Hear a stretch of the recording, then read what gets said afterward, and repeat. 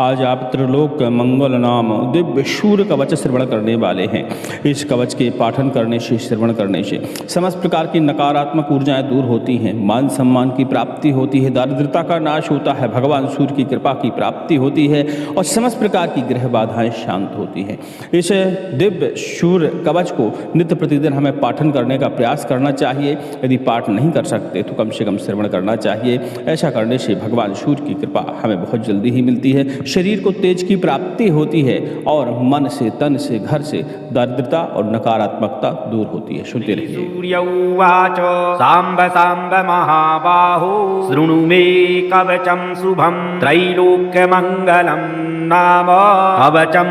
परमाद्भुतं यज्ञात्वा मन्त्रवित् सम्यक् फलं प्राप्नोति निश्चितं यद्धृत्वा च महादेवो गणानामधिपो भवतो पठनात् धारणात् विष्णुः सर्वेषु पालकः सदा एवमिन्द्रादयः सर्वे सर्वैश्वर्यमवाप्नुयुः कवचस्य ऋषिर्ब्रह्मा छन्दोनुष्टुबुधाहितं श्रीसूर्यो देवता चात्र सर्वदेव नमस्कृतः यस्य आरोग्यमोक्षेषु विनियोगः प्रकीर्तितः रणभूमे शिरः पातु धरणिर्मे पातु बालकं सूर्यो व्यान्नयनद्वन्द्व आदित्यः कर्णयुग्मकम् अष्टाक्षरो महामन्त्रः सर्वाभीष्टफलप्रदः ह्रीं बीजं मे मुखं पातु हृदयं भुवनेश्वरी चन्द्रबिम्बं विसन्दाद्यं पातु मे गुह्यदेशकम् अक्षरोऽसौ महामन्त्रः सर्वतन्त्रेषु गोपितः विंशो वह्नि समायुक्तो वामाक्षी बिन्दुभूषितः एकाक्षरो महामन्त्रः श्रीसूर्यस्य प्रकीर्तितः गुह्यात् गुह्यतरो मन्त्रो वाञ्छाचिन्तामणि स्मृतः शीर्षादिपादपर्यन्तं सदा पातु मनोत्तमः इति ते कथितं दिव्यं त्रिषुलोकेषु दुर्लभं श्रीपदं कान्तिदं नित्यं धनारोग्यं विवर्धनं कुष्ठादिरोगशमनं महाव्याधिविनाशनं त्रिसन्ध्यं यः पठेत् नित्य रोगी बलवान् भवेत् बहुना किमिहोक्तेन यद्यन्मनसि वर्तते तत्तत्सवं भवेत् तस्य कवचस्य च धारणा भूतप्रेतपिशाचाश्च यक्षगन्धर्वराक्षसाः ब्रह्मराक्षसवेताला न द्रष्टुमपि तं क्षमाः दूरादेव पलायन्ते तस्य संकीर्तनादपि भूर्जपत्रे समालिख्य रोचना गुरुकुङ्कुमै रविवारे च संक्रान्त्यां सप्तम्यां च विशेषतः धारयेत् साधकश्रेष्ठः श्रीसूर्यस्य प्रियो भवेत् त्रिलौहमध्यवर्गं कृत्वा धारयेत् दक्षिणे करे शिखायामथवा कण्ठे सोऽपि सूर्यो न संशयः इति कथितं साम्ब त्रैलोक्यमङ्गलाभिदं कवचं दुर्लभं लोके कविस्नेहात् प्रकाशितम् अज्ञात्वा कवचं दिव्यं यो जपेत् सूर्यमुत्तमं सिद्धिर्न जायते तस्य अल्पकोटिशतैरपि श्रीब्रह्मयामले त्रैलोक्यमङ्गलं नाम सूर्यकवचं सम्पूर्णम् श्रीसूर्य उवाच सांब सांब महाबाहो शृणु मे कवचं शुभं त्रैलोक्यमङ्गलं नाम कवचं परमाद्भुतं यज्ञात्वा मन्त्रवित् सम्यक् फलं प्राप्नोति निश्चितं यद्धृत्वा च महादेवो गणानामधिपो भवतो पठनात् धारणात् विष्णुः सर्वेषु पालकः सदा एवमिन्द्रादयः सर्वे सर्वैश्वर्यमवाप्नुयुः कवचस्य ऋषिर्ब्रह्मा छन्दोनुष्टुबुधाहितं श्रीसूर्यो देवता चात्र चात्र सर्वदेव नमस्कृतः यस्यारोग्यमोक्षेषु विनियोगः प्रकीर्तितः रणभूमे शिरः पातु धरणिरमे पातु बालकं सूर्यो व्यान्नयनद्वन्द्व आदित्यः कर्णयुग्मकम् अष्टाक्षरो महामन्त्रः सर्वाभीष्टफलप्रदः ह्रीं बीजं मे मुखं पातु हृदयं भुवनेश्वरी चन्द्रबिम्बं विसङ्गाद्यं पातु मे गुह्यदेशकम् अक्षरोऽसौ महामन्त्रः सर्वतन्त्रेषु गोपितः विंशो वह्निसमायुक्तो वामाक्षी बिन्दुभूषितः एकाक्षरो महामन्त्रः श्रीसूर्यस्य प्रकीर्तितः गुह्यात् गुह्यतरो मन्त्रो वाञ्छाचिन्तामणि स्मृतः शीर्षादिपादपर्यन्तं सदा पातु मनोत्तमः इति ते कथितं दिव्यं त्रिषुलोकेषु दुर्लभं श्रीपदं कान्तिदं नित्यं धनारोग्यं विवर्धनं कुष्ठादिरोगशमनं महाव्याधिविनाशनं त्रिसन्ध्यं यः पठेत् नित्य रोगी बलवान् भवेत् बहुना किमिहोक्तेन यद्यन्मनसि वर्तते तत्तत्सवं भवेत् तस्य कवचस्य च धारणा भूतप्रेतपिशाचाश्च यक्षगन्धर्वराक्षसाः ब्रह्मराक्षसवेताला न द्रष्टुमपि तं क्षमाः दूरादेव पलायन्ते तस्य संकीर्तनादपि भूर्जपत्रे समालिख्य रोचना गुरुकुङ्कुमै रविवारे च संक्रान्त्यां सप्तम्यां च विशेषतः धारयेत् साधकश्रेष्ठः श्रीसूर्यस्य प्रियो भवेत् त्रिलौहमध्यवर्गं कृत्वा धारयेत् दक्षिणे करे शिखायामथवा कण्ठे सोऽपि सूर्यो न संशयः इति कथितं साम्ब त्रैलोक्यमङ्गलाभिदं कवचं दुर्लभं लोके कविस्नेहात् प्रकाशितम् अज्ञात्वा कवचं दिव्यं यो जपेत् सूर्यमुत्तमं सिद्धिर्न जायते तस्य अल्पकोटिशतैरपि श्रीब्रह्मयामले त्रैलोक्यमङ्गलं नाम सूर्यकवचं सम्पूर्णम् श्रीसूर्य उवाच साम्ब साम्ब महाबाहो शृणु मे कवचं शुभं त्रैलोक्यमङ्गलं नाम कवचं परमाद्भुतं यज्ञात्वा मन्त्रवित् सम्यक् फलं प्राप्नोति निश्चितं यद्धृत्वा च महादेवो गणानामधिपो भवत पठनाद्धारणाद् विष्णुः सर्वेषु पालकः सदा एवमिन्द्रादयः सर्वे सर्वैश्वर्यमवाप्नुयुः कवचस्य ऋषिर्ब्रह्मा छन्दोनुष्टुबुधाहितं श्रीसूर्यो देवता चात्र सर्वदेव नमस्कृतः यस्यारोग्यमोक्षेषु विनियोगः प्रकीर्तितः रणभूमे शिरः पातु धरणिरमे पातु बालकं सूर्यो व्यान्नयनद्वन्द्व आदित्यः कर्णयुग्मकम् अष्टाक्षरो महामन्त्रः सर्वाभीष्टफलप्रदः ह्रीं बीजं मे मुखं पातु हृदयं भुवनेश्वरी चन्द्रबिम्बं विसङ्गाद्यं पातु मे गुह्यदेशकम् अक्षरोऽसौ महामन्त्रः सर्वतन्त्रेषु गोपितः विंशो वह्निसमायुक्तो वामाक्षी बिन्दुभूषितः एकाक्षरो महामन्त्रः श्रीसूर्यस्य प्रकीर्तितः गुह्यात् गुह्यतरो मन्त्रो वाञ्छाचिन्तामणि स्मृतः शीर्षादिपादपर्यन्तं सदा पातु मनोत्तमः इति ते कथितं दिव्यं त्रिषुलोकेषु दुर्लभं श्रीपदं कान्तिदं नित्यं धनारोग्यं विवर्धनं कुष्ठादिरोगशमनं महाव्याधिविनाशनं त्रिसन्ध्यं यः पठेत् नित्य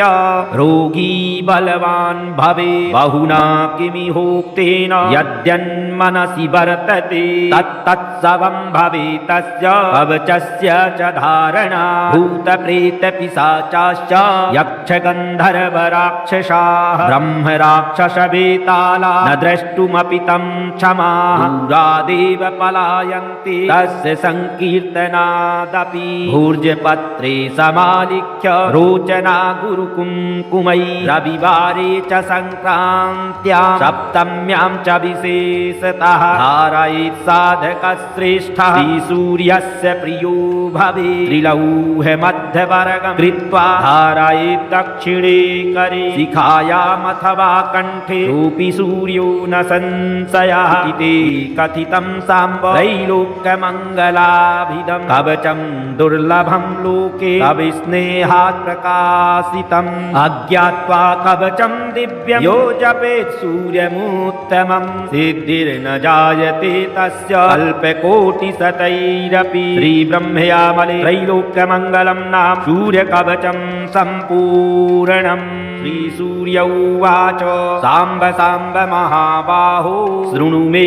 कवचं शुभं त्रैलोक्यमङ्गलं नाम कवचं परमाद्भुतं यज्ञात्वा मन्त्रवित् सम्यक् फलं प्राप्नोति निश्चितं यद्धृत्वा च महादेवो गणानामधिपो भवत पठनाद्धारणाद् विष्णुः सर्वेषु पालकः सदा एवमिन्द्रादयः सर्वे सर्वैश्वर्यमवाप्नुयुः कवचस्य ऋषिर्ब्रह्मा छन्दोनुष्टुबुधाहितं श्रीसूर्यो देवता चात्र सर्वदेव नमस्कृतः यस्यारोग्यमोक्षेषु विनियोगः प्रकीर्तितः रणभूमे शिरः पातु धरणिरमे पातु बालकं सूर्यो व्यान्नयनद्वन्द्व आदित्यः कर्णयुग्मकम् अष्टाक्षरो महामन्त्रः सर्वाभीष्टफलप्रदः ह्रीं बीजं मे मुखं पातु हृदयं भुवनेश्वरी चन्द्रबिम्बं विसन्दाद्यं पातु मे गुह्यदेशकम् अक्षरूषौ महामन्त्रः सर्वतन्त्रेषु गोपितः विंशो वह्नि समायुक्तो वामाक्षी बिन्दुभूषितः एकाक्षरो महामन्त्रः श्रीसूर्यस्य प्रकीर्तितः गुह्यात् गुह्यतरो मन्त्रो वाञ्छाचिन्तामणि स्मृतः शीर्षादिपादपर्यन्तं सदा पातु मनुत्तमः इति ते कथितं दिव्यं त्रिशूलोकेषु दुर्लभं श्रीपदं कान्तिदं नित्यं धनारोग्यं विवर्धनं कुष्ठादिरोगशमनं महाव्याधिविनाशनं त्रिसन्ध्यं यः पठेत् नित्य रोगी बलवान् भवेत् बहुना किमिहोक्तेन यद्यन्मनसि वर्तते तत्तत्सवं भवेत् तस्य कवचस्य च धारणा भूतप्रेतपिशाचाश्च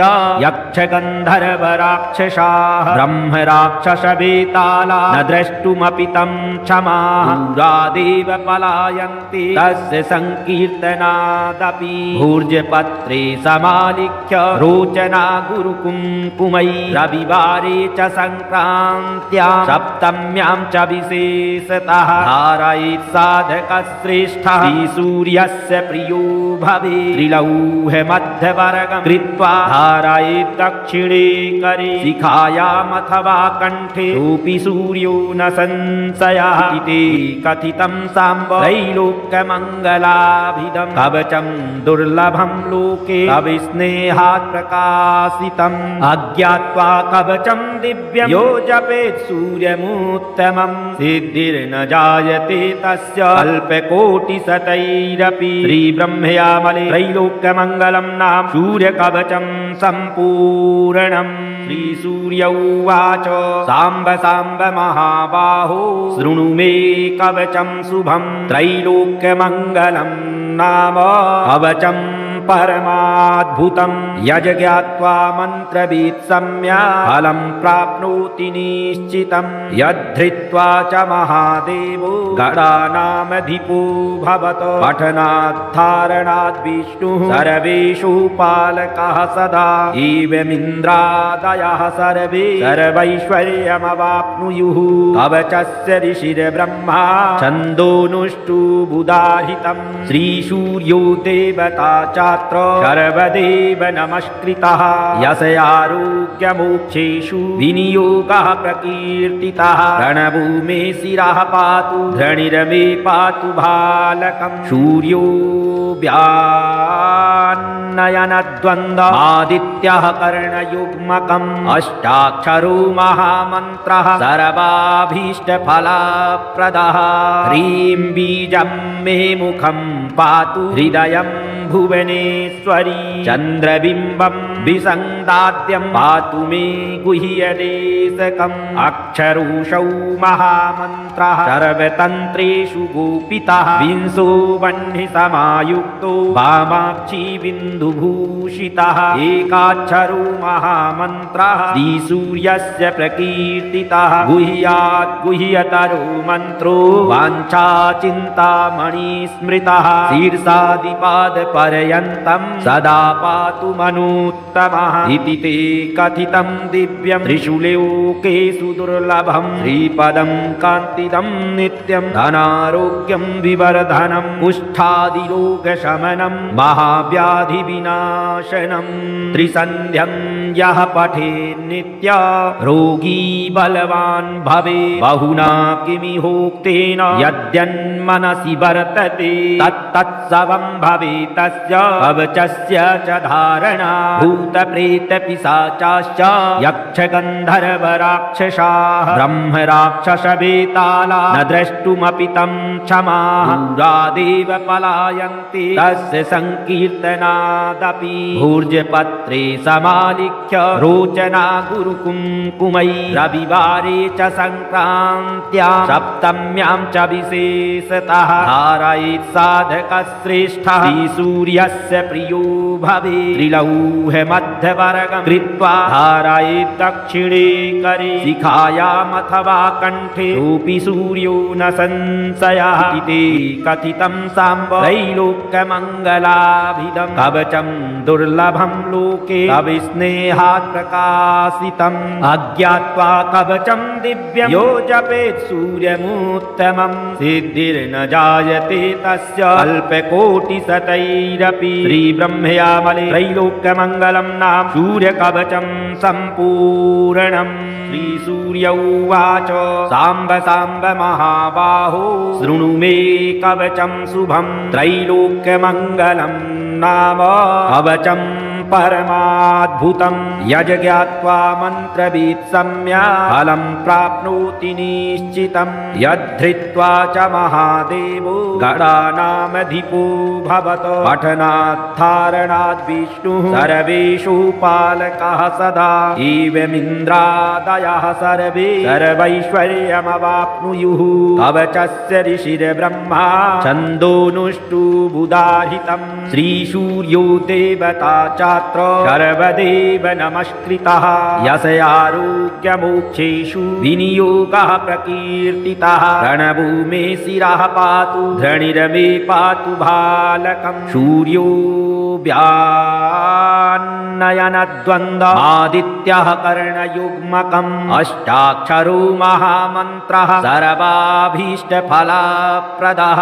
ह्रीं बीजं मे मुखं पातु हृदयं भुवनेश्वरी चन्द्रबिम्बं विसङ्गाद्यं पातु मे गुह्यदेशकम् अक्षरोषौ महामन्त्रः सर्वतन्त्रेषु गोपितः विंशो वह्नि समायुक्तो वामाक्षी बिन्दुभूषितः एकाक्षरो महामन्त्रः श्रीसूर्यस्य प्रकीर्तितः गुह्यात् गुह्यतरो मन्त्रो वाञ्छा चिन्तामणि स्मृतः शीर्षादिपादपर्यन्तं सदा पातु मनोत्तमः मनुत्तमः इति ते कथितं दिव्यं त्रिषु लोकेषु दुर्लभं श्रीपदं कान्तिदं नित्यं धनारोग्यं विवर्धनं कुष्ठादिरोगशमनं महाव्याधिविनाशनं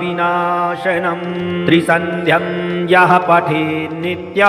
रोगी बलवान् भवेत् बहुना किमिहोक्तेन यद्यन्मनसि वर्तते तत्तत्सवं भवेत् तस्य कवचस्य च धारणा भूतप्रेतपिशाचाश्च यक्षगन्धर्वराक्षसाः ब्रह्मराक्षसवेताला न द्रष्टुमपि तं क्षमाः दूरादेव पलायन्ते तस्य संकीर्तनादपि भूर्जपत्रे समालिख्य रोचना गुरुकुङ्कुमै रविवारे च संक्रान्त्यां सप्तम्यां च विशेषतः धारयेत् साधकश्रेष्ठः सूर्यस्य प्रियो भवेत् त्रिलौहमध्यवर्गं कृत्वा धारयेत् दक्षिणे करे शिखायामथवा कण्ठे सोऽपि सूर्यो न संशयः इति कथितं साम्ब त्रैलोक्यमङ्गलाभिदं कवचं दुर्लभं लोके कविस्नेहात् प्रकाशितम्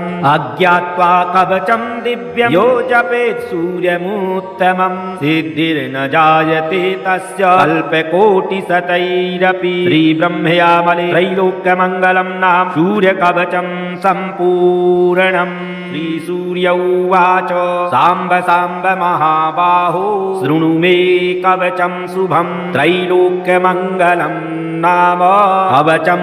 परमाद्भुतं यज्ञात्वा मन्त्रवित् सम्यक् फलं प्राप्नोति निश्चितं यद्धृत्वा च महादेवो गणानामधिपो भवत पठनात् विष्णुः सर्वेषु पालकः सदा एवमिन्द्रादयः सर्वे सर्वैश्वर्यमवाप्नुयुः कवचस्य ऋषिर्ब्रह्मा छन्दोनुष्टुबुधाहितं श्रीसूर्यो देवता च सर्वदेव नमस्कृतः यस्यारोग्यमोक्षेषु विनियोगः प्रकीर्तितः रणभूमे शिरः पातु धृणिर्मे पातु बालकं सूर्यो व्यान्नयनद्वन्द्व आदित्यः कर्णयुग्मकम् अष्टाक्षरो महामन्त्रः सर्वाभीष्टफलप्रदः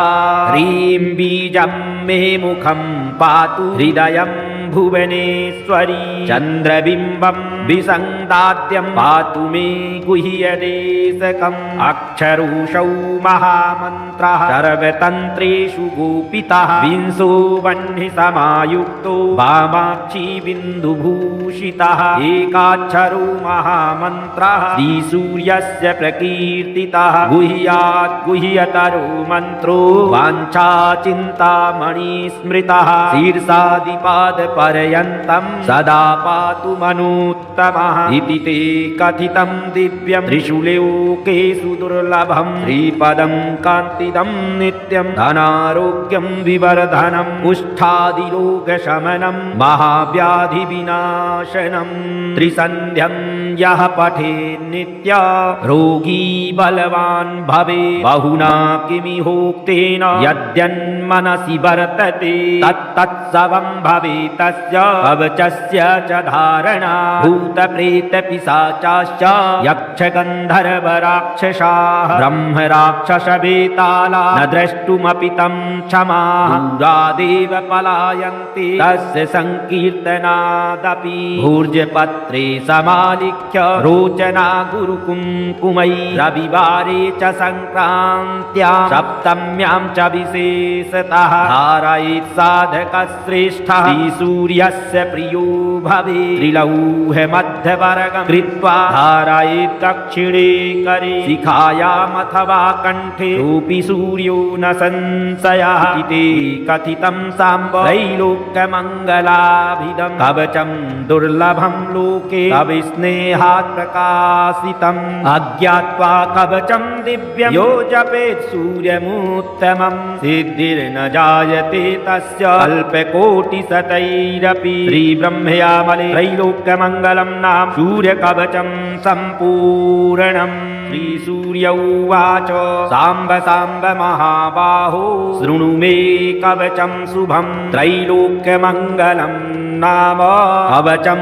परमाद्भुतं यज् ज्ञात्वा मन्त्रवित् सम्यक् फलं प्राप्नोति निश्चितं यद्धृत्वा च महादेवो गणानामधिपो भवत पठनात् धारणात् विष्णुः सर्वेषु पालकः सदा एवमिन्द्रादयः सर्वे सर्वैश्वर्यमवाप्नुयुः कवचस्य ऋषिर्ब्रह्मा छन्दोनुष्टुबुदाहितं श्रीसूर्यो देवता च सर्वदेव नमस्कृतः यस्य आरोग्यमोक्षेषु विनियोगः प्रकीर्तितः रणभूमे शिरः पातु धरणिर्मे पातु बालकं सूर्यो व्यान्नयनद्वन्द्व आदित्यः कर्णयुग्मकम् अष्टाक्षरो महामन्त्रः सर्वाभीष्टफलप्रदः ह्रीं बीजं मे मुखं पातु हृदयं भुवनेश्वरी चन्द्रबिम्बं विसङ्गाद्यं पातु मे गुह्यदेशकम् अक्षरूषौ महामन्त्रः सर्वतन्त्रेषु गोपितः विंशो वह्नि समायुक्तो वामाक्षी बिन्दुभूषितः एकाक्षरो महामन्त्रः श्रीसूर्यस्य प्रकीर्तितः गुह्यात् गुह्यतरो मन्त्रो वाञ्छाचिन्तामणि स्मृतः शीर्षादिपाद पर्यन्तं सदा पातु मनोत्तमः इति ते कथितं दिव्यं त्रिषुलोकेषु दुर्लभं श्रीपदं कान्तिदं नित्यं धनारोग्यं विवर्धनं कुष्ठादिरोगशमनं महाव्याधिविनाशनं त्रिसन्ध्यं यः पठेत् नित्य रोगी बलवान् भवेत् बहुना किमिहोक्तेन यद्यन्मनसि वर्तते तत्तत्सवं भवेत् तस्य कवचस्य च धारणा भूतप्रेतपिशाचाश्च यक्षगन्धर्वराक्षसाः ब्रह्मराक्षसवेताला न द्रष्टुमपि तं क्षमाः दूरादेव पलायन्ते तस्य संकीर्तनादपि भूर्जपत्रे समालिख्य रोचना गुरुकुङ्कुमै रविवारे च संक्रान्त्यां सप्तम्यां च विशेषतः धारयेत् साधकश्रेष्ठः सूर्यस्य प्रियो भवे त्रिलौहमध्यवर्गं कृत्वा धारयेत् दक्षिणे करे शिखायामथवा कण्ठे रूपी सूर्यो न संशयः इति कथितं साम्ब त्रैलोक्यमङ्गलाभिदं कवचं दुर्लभं लोके अविस्नेहात् प्रकाशितम् अज्ञात्वा कवचं दिव्यं यो जपेत् सूर्यमुत्तमं सिद्धिर्न जायते तस्य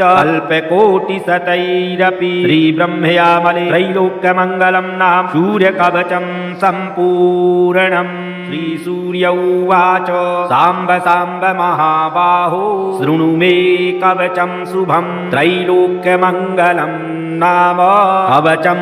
परमाद्भुतं यज् ज्ञात्वा मन्त्रवित् सम्यक् फलं प्राप्नोति निश्चितं यद्धृत्वा च महादेवो गणानामधिपो भवत पठनात् धारणात् विष्णुः सर्वेषु पालकः सदा एवमिन्द्रादयः सर्वे सर्वैश्वर्यमवाप्नुयुः कवचस्य ऋषिर्ब्रह्मा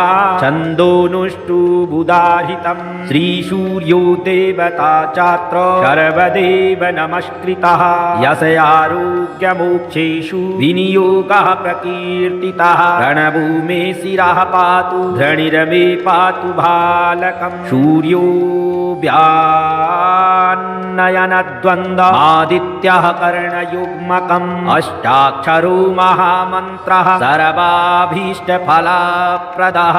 ह्रीं बीजं मे मुखं पातु हृदयं भुवनेश्वरी चन्द्रबिम्बं विसन्दाद्यं पातु मे गुह्यदेशकम् अक्षरूषौ महामन्त्रः सर्वतन्त्रेषु गोपितः विंशो वह्निसमायुक्तो वामाक्षी बिन्दुभूषितः एकाक्षरो महामन्त्रः श्रीसूर्यस्य प्रकीर्तितः गुह्यात् गुह्यतरो मन्त्रो वाञ्छाचिन्तामणि स्मृतः शीर्षादिपादपर्यन्तं सदा पातु मनोत्तमः इति ते कथितं दिव्यं त्रिषुलोकेषु दुर्लभं श्रीपदं कान्तिदं नित्यं धनारोग्यं विवर्धनम् कुष्ठादिरोगशमनं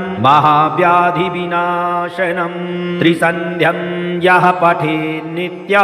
रोगी बलवान् भवेत् बहुना किमिहोक्तेन यद्यन्मनसि वर्तते तत्तत्सवं भवेत् तस्य कवचस्य च धारणा भूतप्रेतपिशाचाश्च